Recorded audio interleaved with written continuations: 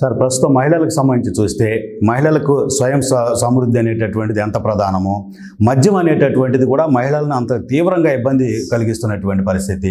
వచ్చిన డబ్బు పక్కదారి పట్టిపోవటం, అలాగే ఆరోగ్యాలు కూడా భర్తలకు సంబంధించి, కుటుంబంలో పిల్లలకు సంబంధించి మద్యం పైన జై భారత్ నేషనల్ పార్టీ స్టాండ్ ఏంటి? బ్రహ్మాండమైన ప్రశ్న. ఈ రాష్ట్రం విచిత్రం. క్యాష్ పేమెంట్లే అట, డిజిటల్ పేమెంట్లు చేయకూడదట మద్యం తీసుకోవడం. Okay sir. మద్యం రేట్లు విపరీతంగా పెంచేస్తే మద్యం మానుకుంటారట. ఎక్కడ మానుకున్నారు? ఈ రాష్ట్రానికి వచ్చే బడ్జెట్లో అత్యధిక ఆదాయం మద్యంలోంచే వస్తుంది.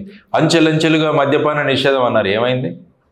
ఇంకా మద్యం ఎక్కువగా కొనుక్కుంటున్నారు జనాలు. అందువల్ల జై భారత్ నేషనల్ పార్టీ ఏం చెప్పింది?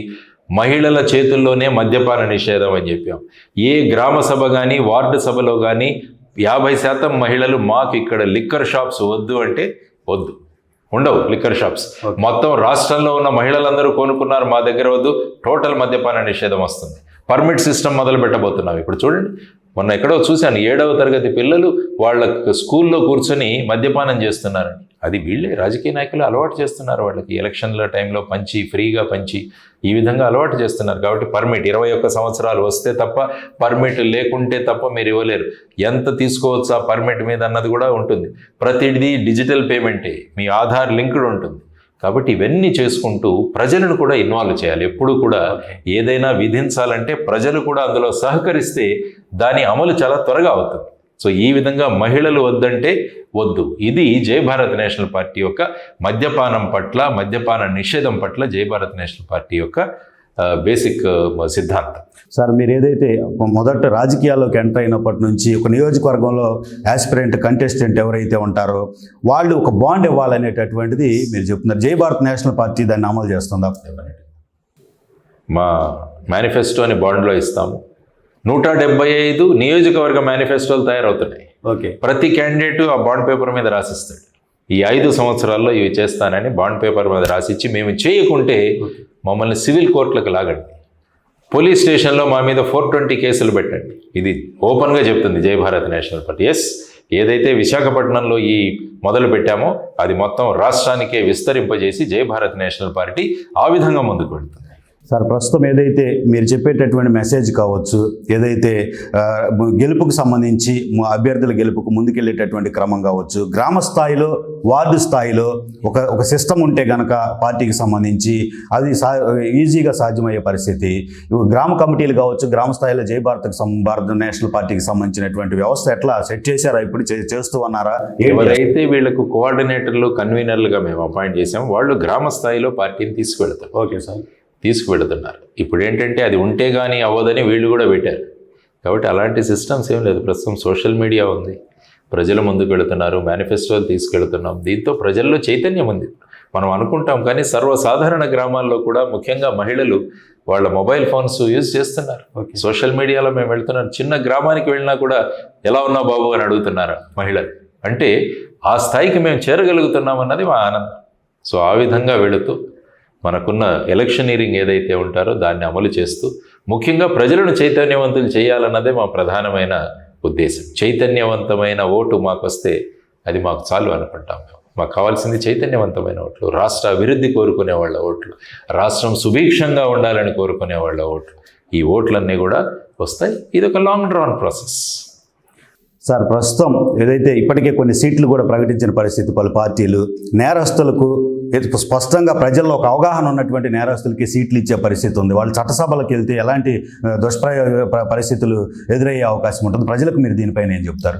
నేరస్తులను 2 రకాలుగా వ్యక్తులు ఉంటారు. Okay sir. నిందితులు, నేరస్తులు. ఓకే. ఎవరి మీద అయితే ఆరోపణలు చేయబడ్డాలో వాళ్ళు నిందితులు, వాళ్ళకు శిక్ష పడితే వాళ్ళు నేరస్తులు. నేరస్తులు ఎలక్షన్లో కంటెస్ట్ చేయలేరు. ఓకే. నిందితులు కంటెస్ట్ చేయవచ్చు. ఓకే. అందువల్ల మేము కోర్టులను కోరుతున్నది ఏంటంటే త్వరగా పరిష్కరించండి వీటిని, ఈ కేసుల్ని. 10 సంవత్సరాలు, 15 సంవత్సరాలు, 20 సంవత్సరాలు ఈ కేసులు నడుస్తుంటే వాళ్ళు 4-5 టర్ముల ఎలక్షన్ అయిపోతుంది. అవును సార్. సో ఆ విధంగా ఉన్నది, ప్రజలు ఆలోచించాలి.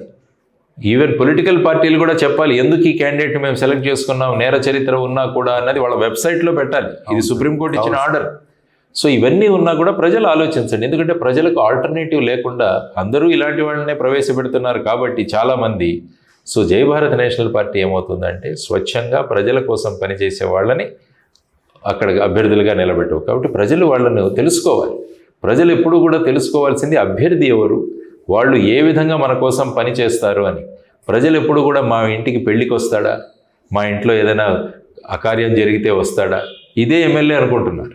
ఓకే. కానీ యాక్చువల్గా శాసనసభ్యులంటే శాసనసభలో కూర్చొని ప్రజలకు కావాల్సిన చట్టాలు చేసేవాడు శాసనసభ్యుడు. ఇది ప్రజలకు అండర్స్టాండ్ అవ్వాలి. సో ఆ విధమైన చైతన్యం కూడా మనం కలగజేస్తున్నాం. ఏం చేశారు వీళ్ళు ఇంతవరకు, మీకోసం ఏం చేశారు చెప్పండి ఒకసారి.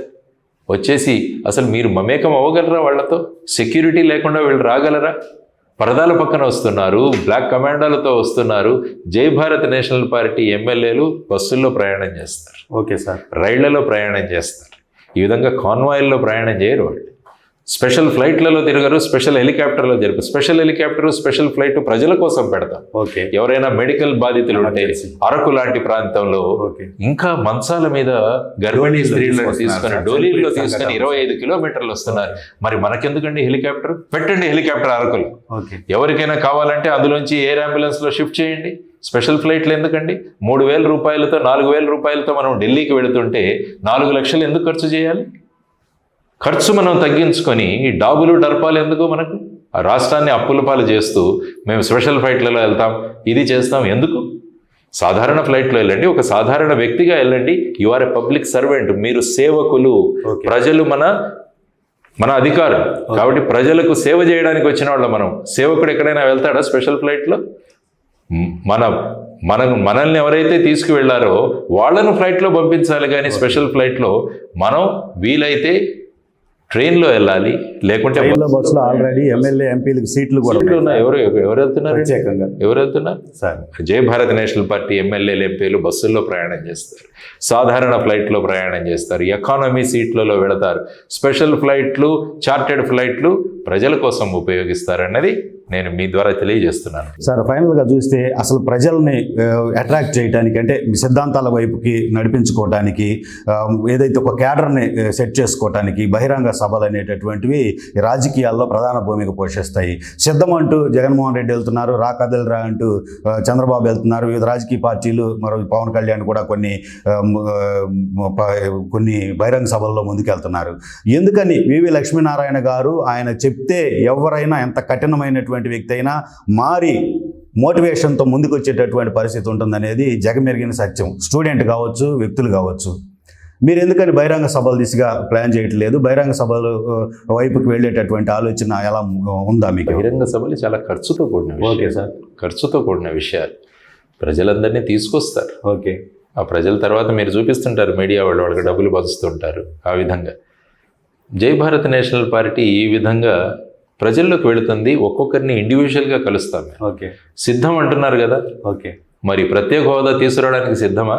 ఓకే. రా కదలిరా తరలి రండి అంటున్నారు. మరి అక్కడ ఢిల్లీ నుంచి తరలి తీసుకురండి ప్రత్యేక హోదాని, దాని గురించి మాట్లాడండి. ఎప్పుడు చూసినా ఎన్నికలు, ఓట్లు, దీని గురించే సిద్ధం అంటున్నారు, మేము సిద్ధం అంటున్నారు, రా కదలిరా అంటున్నారు. ప్రత్యేక హోదా గురించి ఒక టీం మాట్లాడండి. ఒక ఓపెన్ మీటింగ్ పెడదాం, రమ్మనండి అందరిని. పెద్ద లీడర్లు, ఆల్ టాప్ లీడర్స్ని రమ్మనండి. ఒక ఓపెన్గా మీరు ఏం చేశారో చెప్పండి. అప్పుడనండి సిద్ధం, అప్పుడనండి రా తరలిరా, మేము సిద్ధమని అప్పుడనండి. అప్పుడే అవుతుంది. కానీ ఈ విధంగా ప్రజలను మభ్యపెట్టడం అన్నది సరికాదు అని నేను తెలియజేస్తున్నాను. సార్, రాబోయే ఎన్నికలకు సంబంధించి ప్రజలకు మీరు చెప్పేటటువంటి మెసేజ్ ఫైనల్గా? ప్రజలను నేను కోరుకుంటున్నది, విషయాల పట్ల అవగాహన పెంచుకోండి. క్యాండిడేట్లు మీకు ఏం చేస్తారో చేయండి. అందుకనే కాళోజీ నారాయణరావు గారు చక్కని మాట చెప్పారు, ఏ పార్టీ వాడో అని చూడకండి, ఏ పార్టీ వాడో అని చూడండి అంటాడు. ఏ టోపీ పెట్టుకున్నాడో చూడకండి, మీకు ఎన్ని టోపీలు పెట్టాడో చూడండి అంటాడు. కాబట్టి ప్రజలకు నేను చెప్తున్నది అదే. ఒక్కసారి ఇష్యూస్ మీద చదవండి. పార్టీలు, పార్టీ నాయకులు, పార్టీ అధినేత ఎవరు, దీని గురించి ఆలోచించకండి. మన దగ్గర మనకు పెట్టిన క్యాండిడేటు మనకు ఏం చేయగలడు, మరి ఈ పార్టీలు ప్రత్యేక హోదా ఎందుకు తీసుకురాలేదు, విభజన హామీలు ఎందుకు తీసుకురాలేదు, ఇన్ని అప్పులు ఎందుకు వచ్చాయి, మన గురించి ఆలోచించకండి. రాష్ట్రం గురించి ఆలోచించండి, మన నియోజకవర్గం గురించి ఆలోచించండి. మనం స్వార్థం నుంచి బయటపడిపోదాం. నాకేంటి అనుకోకుండా మన ఊరికేంటి, మన జిల్లాకేంటి, మన రాష్ట్రానికేంటి అని ఆలోచించి మనమందరం కూడా ఒక చైతన్యంతో మనం ముందుకు వెళ్ళి తరలి వెళదామని చెప్పేసి నేను ప్రజల ఆ అడుగులు జై భారత్ నేషనల్ పార్టీ వేస్తోంది. ఆ అడుగుల్లో మీ అడుగులు కూడా కలపండి. ఒక కొత్త ఆంధ్రప్రదేశ్ను మనం అందరం కలిసి సృష్టిస్తామన్నది మీ ద్వారా ఓటర్లకు చేసుకున్న నా విన్నపం. Thank you sir. ఇది వివి లక్ష్మీనారాయణ గారికి సంబంధించి సుదీర్ఘమైనటువంటి చర్చకు సంబంధించి ప్రస్తుతం లక్ష్మీనారాయణ గారి యొక్క ఆకాంక్ష అయితే మాత్రం అధికారం చేజిక్కించుకోవటం కాదు, ప్రజల్లో అభివృద్ధి తీసుకురావటం అనేటటువంటి ప్రధాన లక్ష్యంగా చెప్తున్నటువంటి పరిస్థితి అయితే ఉంది. ఇప్పటి వరకు పరిపాలించినటువంటి ప్రభుత్వాలు తమ స్వార్థం కోసం చేసినటువంటి ప్రయత్నాలే కానీ ప్రజాభ్యుదయానికి మాత్రం, రాష్ట్రాభ్యుదయానికి మాత్రం ఏమాత్రం చేయలేదనేటటువంటిది ఒక ఏదైతే కార్పొరేట్ పాలిటిక్స్ కాదు, ప్రజలకు సాధారణ వ్యక్తుల్లాగా దగ్గరికి వెళ్ళేటటువంటి పరిస్థితులే జై భారత్ నేషనల్ పార్టీలో ఉంటాయి. రాబోయేటటువంటి రోజులు జై భారత్ నేషనల్ పార్టీవే అనేటటువంటి అభిప్రాయాన్ని వ్యక్తం చేస్తున్నటువంటి పరిస్థితి అయితే ఉంది. జాతీయ స్థాయిలో కేంద్ర ప్రభుత్వాల యొక్క మనుగడలో, కేంద్ర ప్రభుత్వాల యొక్క చెప్పు చేతల్లో కాదు రాష్ట్ర ప్రభుత్వాలు ఉండాల్సింది. రాష్ట్ర ప్రభుత్వాలు కేంద్రం నుంచి దమ్ముగా ఏదైతే తీసుకురావాల్సినటువంటివన్నీ కూడా తీసుకురావాల్సినటువంటి పరిస్థితుల్లో ఉన్నాయి. వాళ్ళంతా లొంగిపోతున్నటువంటి పరిస్థితులే ప్రజలు గమనించాల్సినటువంటి అవసరం ఉంది. జై భారత్ నేషనల్ పార్టీకి అవకాశం ఇస్తే ప్రజాభ్యుదయం, రాష్ట్రాభివృద్ధి అనేటటువంటిది ఎలా ఉంటుందో చూపిస్తామని చెప్తున్నారు. ప్రతి నియోజకవర్గం ఒక అభివృద్ధి కేంద్రం అనేటటువంటి నినాదంతోనూ రాష్ట్రంలో ఉన్నటువంటి పలు సమస్యలకు సంబంధించి పరిష్కార మార్గాలు కూడా చెప్తూ ముందుకెళ్తున్నటువంటి పరిస్థితి ఉంది. మరి రాబోయేటటువంటి రోజుల్లో జై భారత్ నేషనల్ పార్టీకి ప్రజల స్పందన ఎలా ఉంటుందనేటటువంటిది చూడాల్సిన పరిస్థితి.